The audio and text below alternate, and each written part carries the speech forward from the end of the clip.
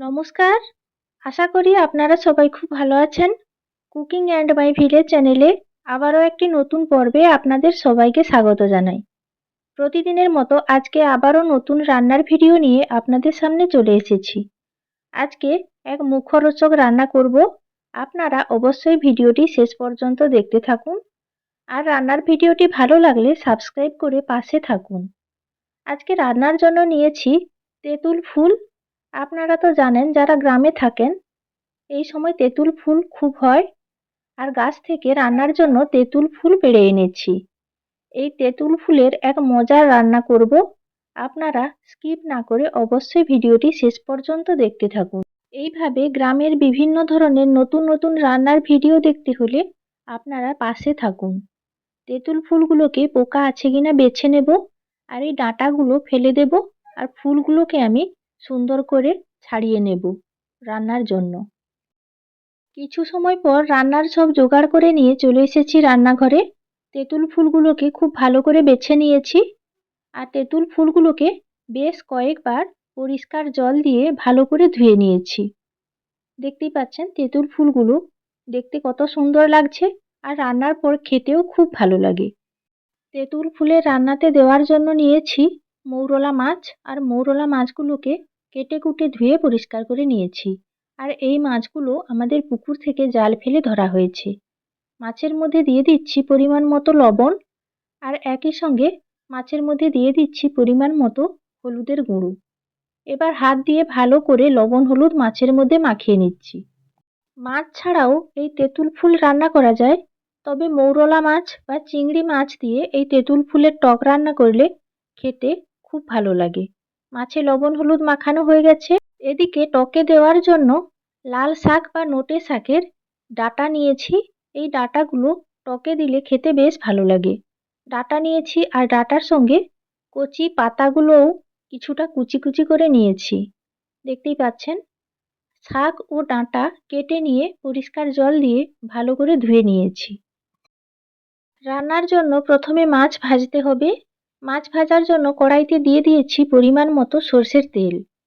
কড়াইতে ভালোভাবে তেল চাড়িয়ে দিলাম। তেল খুব ভালোভাবে গরম হয়ে গেছে।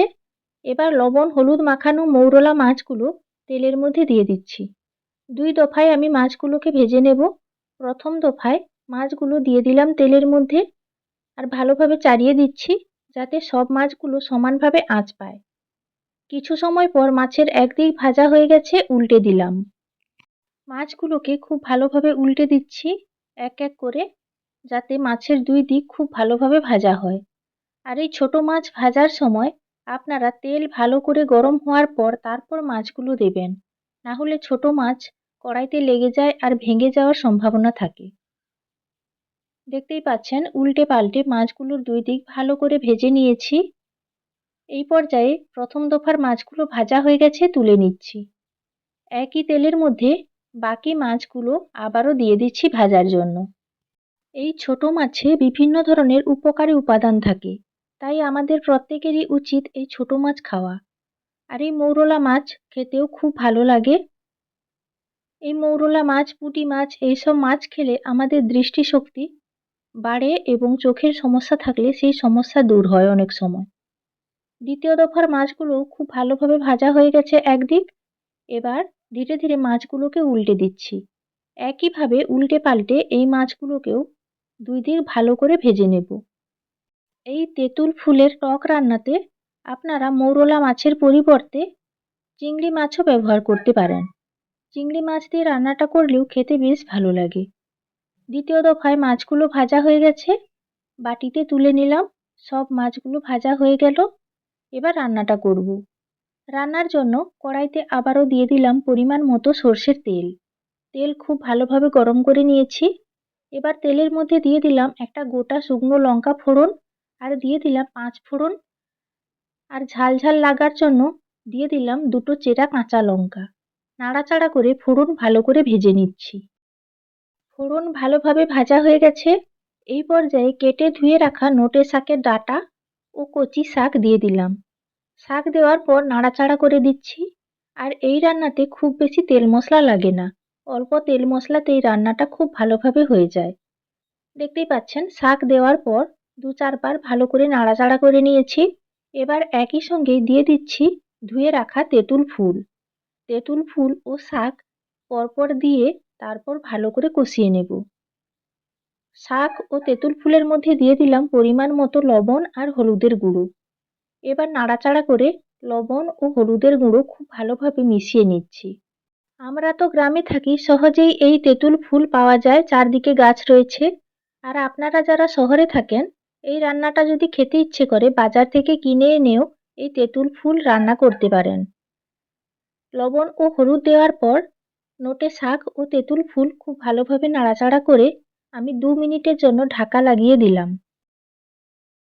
প্রায় 2 মিনিট মতো ঢাকা লাগিয়ে রাখার পর ঢাকনা খুলে নিলাম। আর দেখতেই পাচ্ছেন তেঁতুল ফুল, ডাঁটা ও শাক অনেকটাই পরিমাণে কমে গেছে, জীর্ণ হয়ে গেছে অনেকটাই ঢাকা লাগিয়ে রাখার পর। ঢাকনা খুলে আবারও বেশ ভালো করে নাড়াচাড়া করে দিচ্ছি।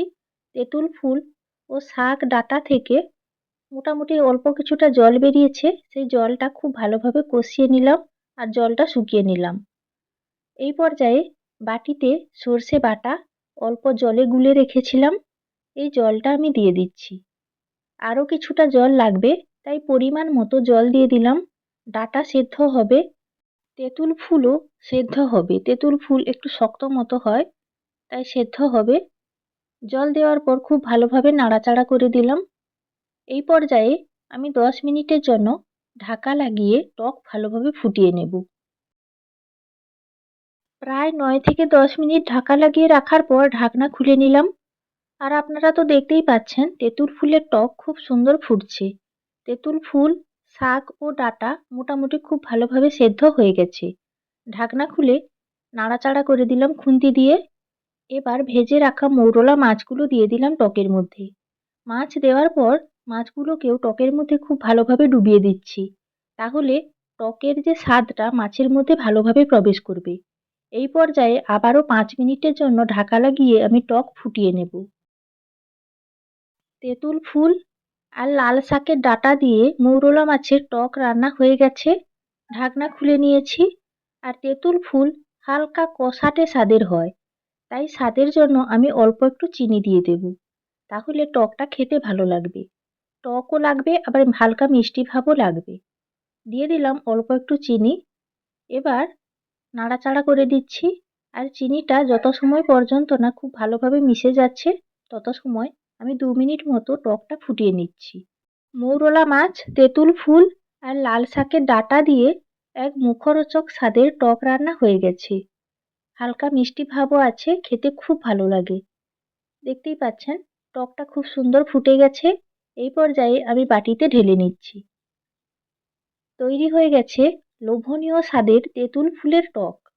আপনারা চাইলে বাড়িতে রান্না করে খেতে পারেন।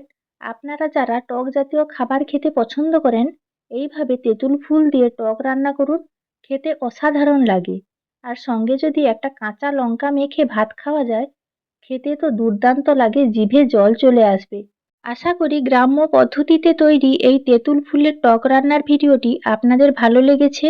আর ভিডিওটি যদি ভালো লেগে থাকে, লাইক, শেয়ার ও কমেন্ট করে পাশে থাকবেন।